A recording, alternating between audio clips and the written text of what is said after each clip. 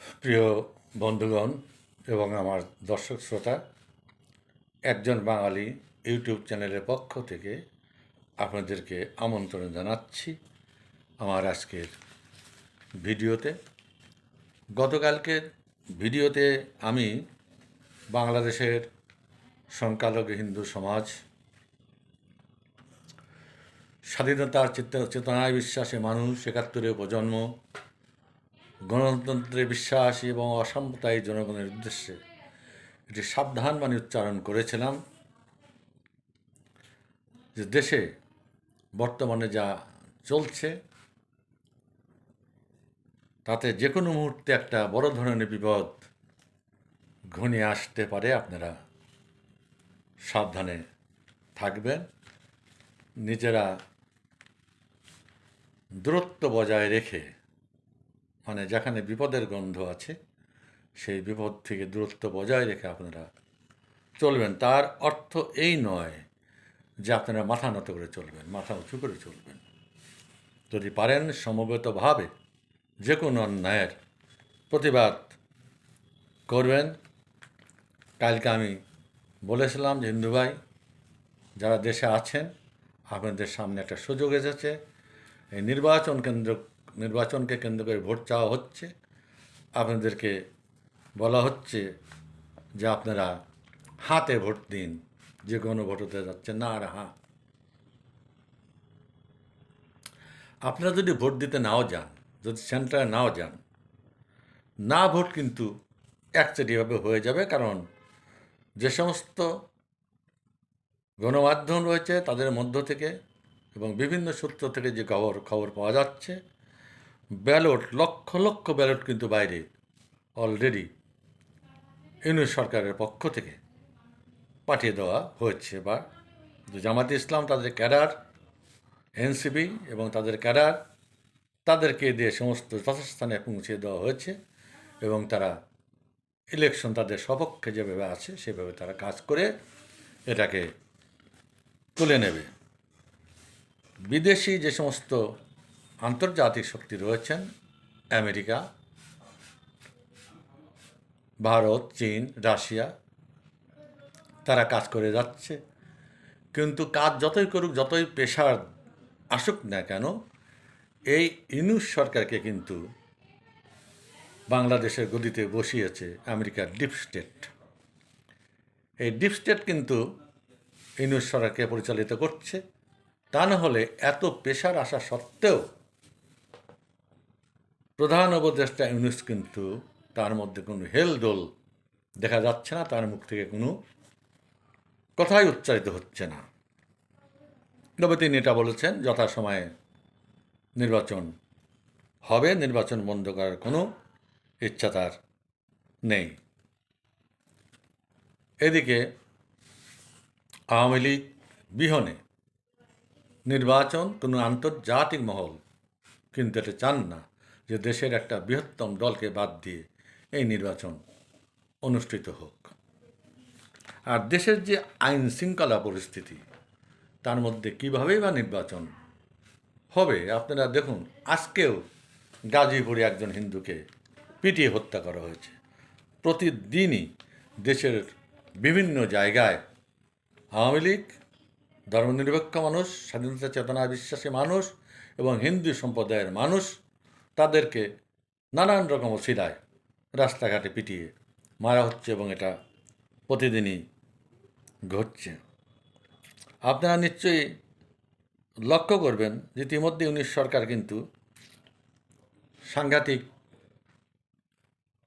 উদ্দেশ্যমূলক দুটো কাজ করে ফেলেছেন। একটা হচ্ছে, দেশের যিনি জাতীয় নিরাপত্তা উপদেষ্টা ইউনিশ সাহেব বানিয়েছিলেন একজন আমেরিকান নাগরিক, রাজার রহমান ওরফে খলিলুর রহমান, তাকে কিন্তু সরিয়ে বিমানের ডাইরেক্টর করা হয়েছে। আবার নির্বাচন সচিব যিনি ছিলেন তাকেও সরিয়ে বিমানের ডাইরেক্টর করা হচ্ছে। উদ্দেশ্য কি? ইতিমধ্যে চাউর হয়েছে যে পাকিস্তান থেকে বাংলাদেশ অনেকগুলো বিমান কিনতে যাচ্ছে। বন্ধুগণ, এই বিমানগুলো কিন্তু পাকিস্তান বহু আগেই আমেরিকার কাছ থেকে কিনেছিল, পুরাতন বিমান। সেই বিমানগুলো এখন বাংলাদেশের উপর ইউনূস সরকারকে দিয়ে চাপিয়ে দেওয়া হচ্ছে এবং এই বিমানগুলো যাতে সুষ্ঠুভাবে আদান প্রদানটা হয় এবং এর বিনিময়ে যাতে লক্ষ লক্ষ ডলার আয় হয়, কারণ ইউনূস সাহেব তিনি টাকা ছাড়া কিন্তু কোনো কিছুই চোখে দেখেন না। কাজে তার সুবিধা মতো লোকজনকে বিমান নিয়ে বসিয়ে দিলেন যাতে পাকিস্তানের সঙ্গে ডিল করতে সুবিধা হয়। তা না হলে পরে একটা মন্ত্রী সমমর্যাদার পদ ছেড়ে রাজার রহমান বিমানের পরিচালক হবে কেন? পরিচালক তো একটা ছোট পদ, যে কোনো লোক, যে কোনো একজন পাবলিককে পরিচালক করা যেতে পারে। আর যদি কোনো সরকারি কর্মকর্তাকে করা হয় ডাইরেক্টর, জয়েন্ট সেক্রেটারির উপরে কাউকে বিমানের ডাইরেক্টর করা হয় না। বড় জোর তার পদমর্যাদা একজন যুগ্ম সচিব হতে পারে, কিন্তু মন্ত্রী পদমর্যাদার একজন লোক অথবা সচিব পদমর্যাদার একজন লোক তাকে বিমানের ডাইরেক্টর করা হবে কেন? এগুলো কিন্তু করা হয়েছে বিশেষ উদ্দেশ্যে। দুদিন আগে আমেরিকার থেকে দুজন কূটনৈতিক এসেছেন, আমরা শুনেছি যে ইউনূস সাহেবের সঙ্গে তারা মিটিং করেছেন এবং আমেরিকান সরকারের যেটা বক্তব্য ইনক্লুসিভ নির্বাচন করা সেটা জানিয়েছেন। কিন্তু সেখানে ইউনূস সরকারের জবাব কী ছিল আমরা তা জানি না। তবে ইতিমধ্যে যেটা শোনা যাচ্ছে, জেলখানা থেকে আওয়ামী লীগের অনেক যাদেরকে অ্যারেস্ট করে রাখা হয়েছিল অনেককেই জামিনে মুক্ত করে দেওয়া হচ্ছে। তবে একটা কিছু যে নড়াচড়া হচ্ছে এটা কিন্তু বোঝা যাচ্ছে। এখন দেশের এরকম পরিস্থিতির মধ্য থেকে আমার চিন্তা স্বাধীনতার সপক্ষের মানুষগুলোকে নিয়ে, দেশের সংখ্যালঘু হিন্দু, খ্রিস্টান, বৌদ্ধ, আদিবাসী জনগোষ্ঠীকে নিয়ে। তাদের উদ্দেশ্যে যে বাণীটা আমি দিয়েছিলাম সেটা হচ্ছে যে নির্বাচনের মুখে আপনাদের দাবি হবে একটাই, চিন্ময় প্রভুকে মুক্তি দিতে হবে। যদি চিন্ময় প্রভুকে মুক্তি দেওয়া হয় তাহলে আমরা নির্বাচনে অংশগ্রহণ করব, নতুবা নির্বাচন বয়কট। এই ব্যাপারে কিন্তু স্ট্রিক থাকতে হবে। কিন্তু আমি জানি না যে সমস্ত হিন্দুদের মধ্যে যে সমস্ত সংগঠনগুলো রয়েছে তারা এগুলো নিয়ে কী ভাবছেন। তবে আমার কথাটা আমি বলে রাখলাম, যদি এটা করতে পারে তাহলে কিন্তু আখেরে হিন্দুদের বড় একটা লাভ হবে। এর মধ্যে রাজনৈতিক আরেকটা পট পরিবর্তন দেখা যাচ্ছে।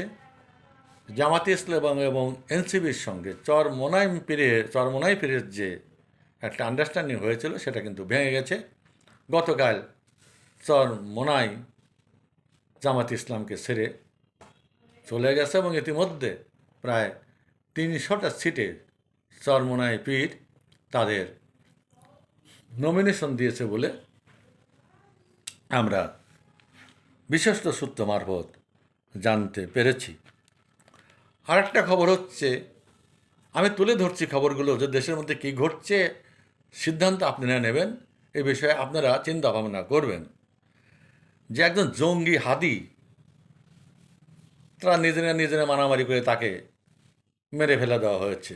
যেমন আজকে প্রকাশ পাচ্ছে ওই যে জুলাই আন্দোলনের সময় রংপুরে সাইদ নামের একটা ছেলেকে হত্যা করা হয়েছিল, সেটা নাকি তারা নিজেরাই সংগঠিত করেছিল আন্দোলনটাকে জমানোর জন্য। তেমনিভাবে বর্তমানে আন্দোলনটাকে অন্য খাতে প্রবাহিত করার জন্য, অন্যভাবে জমানোর জন্যে জঙ্গিরা এই হাদিকে হত্যা করেছে এবং তার মৃত্যুকে কেন্দ্র করে বিরাট জানাজার ব্যবস্থা করেছে। তাহলে দেখা যাচ্ছে যে এটা সত্য ঘটনা যে সরকারের মধ্য থেকেই হাদিকে হত্যা করা হয়েছে। তা না হলে আজকে হাদির ভাই যে, তাকে লন্ডনে সেকেন্ড সেক্রেটারি করে অ্যাপয়েন্টমেন্ট দিয়ে পাঠানো হয়েছে। এই সেকেন্ড সেক্রেটারি পদটা হচ্ছে কূটনৈতিক পদ। সাধারণত পররাষ্ট্র মন্ত্রণালয়ের একজন ডেপুটি সেক্রেটারিকে এই পদে নিয়োগ করা হয়ে থাকে, কিংবা কোনো রাজনৈতিক অথবা কোনো গোয়েন্দা বিভাগের লোককে এই সমস্ত পদে নিয়োগ করা হয়ে থাকে। কিন্তু সেখানে হাদির ভাইয়ের কী যোগ্যতা আছে যে তাকে কী উদ্দেশ্যেই আর কী স্বার্থেই বা তাকে লন্ডনের মতো জায়গায় কূটনৈতিক মিশনের সেকেন্ড সেক্রেটারি নিয়োগ করা হলো, এ সমস্ত ভাবনার বিষয়। আমার মনে হয় আমার দেশের জনগণ, যারা বুদ্ধিজীবী আছেন, যারা রাজনীতি করেন, তারা এগুলো নিয়ে চিন্তা করবেন, ভাববেন। এখন এই যে কথাগুলো বললাম, যে বিষয়গুলো আমি তুলে ধরলাম, যা কিছু ঘটছে এবং দেশের এই বর্তমান পরিস্থিতিতে আর্মির যে ভূমিকা, সেটাও আপনারা নিজের চোখে দেখতে পাচ্ছেন। নীরব চারিদিকে সমস্ত ভয়ঙ্কর ভয়ঙ্কর ঘটনা ঘটছে, কিন্তু আমাদের দেশপ্রেমিক সেনাবাহিনী এবং তার যিনি সেনা প্রধান জেনারেল ওয়াকার, তারা কিন্তু তুচ্ছ, নীরব। এদিকে দেশের মধ্যে কিন্তু শত শত জঙ্গি ট্রেনিং ক্যাম্প গড়ে উঠছে এবং জঙ্গিরা অস্ত্রশস্ত্র দিয়ে নাকি ইদানিং আমাদের যারা বন্ধু আছে ঢাকার মধ্যে, যারা আত্মীয় স্বজন রয়েছে এবং যারা আমাদের অত্যন্ত কাছের লোক রয়েছে, তাদের মাধ্যমে আমরা জানতে পারি যে প্রকাশ্যে তারা অস্ত্রশস্ত্র নিয়ে ঘুরে বেড়ায়। তাদের কেউ কিছু বলার নেই। পুলিশ প্রশাসন সম্পূর্ণরূপে আগেই শেষ হয়ে গেছে। ইদানিংকালে যারা আমাদের আশা দেখিয়েছিল, ভরসা দেখিয়েছিল, যারা জনগণের জানমালের নিরাপত্তার দায়িত্ব গ্রহণ করেছিল, সেই আর্মিও এখন নিশ্চুপ, নির্বিকার তারা চেয়েছে, দেখছে। দেশকে একেবারে আল্লাহর হস্তে ছেড়ে দেওয়া হয়েছে। এরই মধ্যে বিএনপির ভূমিকা আমাদের একটু লক্ষ্য করার বিষয় আছে, কারণ বর্তমান যে নির্বাচন হচ্ছে তার মধ্যে একমাত্র বড় দল বিএনপি। মাঝে মধ্যে শোনা যায় যে তারেক জিয়ার সঙ্গে একটা সমঝোতা করা হচ্ছে, তাকে প্রধানমন্ত্রীর পদ দেওয়া হবে। আবার শুনি যে এনসিপি, তারপর জামাত, তারা ভাবছে যে তারাই ক্ষমতা দখল করবে, তারেক জিয়াকে কেন শুধু শুধু প্রধানমন্ত্রী বানাবে। কারণ তাদের মধ্যে প্রধানমন্ত্রী দাবিদার অনেকে রয়েছে। নাহিদ ইসলাম রয়েছে, সাজ্জাদ রয়েছে, হাসনাত আবদুল্লাহ রয়েছে, আরও রয়েছে আমেরিকার বাসিন্দারা, আমেরিকার নাগরিক সাহেবেরা, যারা আজকে ইউনূস সাহেবের চারিপাশে অবস্থান নিয়েছেন এবং দেশ শাসন করছেন, বাংলাদেশ শাসন করছেন। আজকে যে সমস্ত আমেরিকান নাগরিকরা, তারাও প্রধানমন্ত্রী হওয়ার জন্য রেডি হয়ে বসে আছেন, আর ইউনূস সাহেব তো রেডি হয়ে বসে আছেন রাষ্ট্রপতি হওয়ার জন্য। যাই হোক, তারেক জিয়া সঙ্গে অনেক ভালো ভালো রাজনৈতিক নেতারা রয়েছেন বিএনপির মধ্যে, তারা সিদ্ধান্ত গ্রহণ করবেন। ইতিমধ্যে আমরা জানতে পেরেছি তারেক জিয়া নাকি ভারতেও যাবেন। ভারতীয় কর্তৃপক্ষ তাকে তাদের কি একটা দিবস উপলক্ষে দাওয়াত করেছে সেখানে যাওয়ার জন্য। নিশ্চয়ই কোনো আলাপ আলোচনা হবে এবং সঠিক পথে বিএনপির লোকেরা তারেক জিয়াকে পরিচালিত করবেন, যাতে বিএনপির হাত থেকে ক্ষমতাটা ছুট না হয়ে যায়। বিএনপি যাতে মানে সেই ফাঁকা মাঠে গোল খাওয়ার মতো অবস্থা যেন না হয় বিএনপির, সেদিকে আশা করি তারা লক্ষ্য রাখবেন, তারেক জিয়ার লক্ষ্য রাখবেন। কিন্তু আর একটা কথা, নেত্রী বসে আছেন ভারতে। ভারত সরকার নিশ্চয়ই চাইবে না যে কোনো জঙ্গি সংগঠন বাংলাদেশের ক্ষমতা দখল করুক। আমাদের নেত্রী শেখ হাসিনাও চাইবেন না যে বাংলাদেশে কোনো জঙ্গি সংগঠন, জামাত ইসলাম, রাজাকার, আলবাদার, স্বাধীনতার বিরোধী শক্তি ক্ষমতা দখল করুক।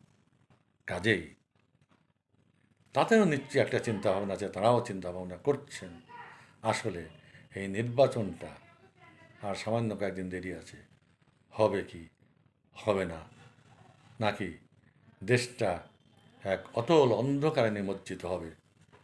এই বিভিন্ন গোষ্ঠীর নানান রকম রাজনৈতিক তালে বেতালে পড়ে দেশের মধ্যে একটা গৃহযুদ্ধ শুরু না হয়ে যায়, সেটা হচ্ছে আমাদের সবচেয়ে বড় চিন্তার বিষয়।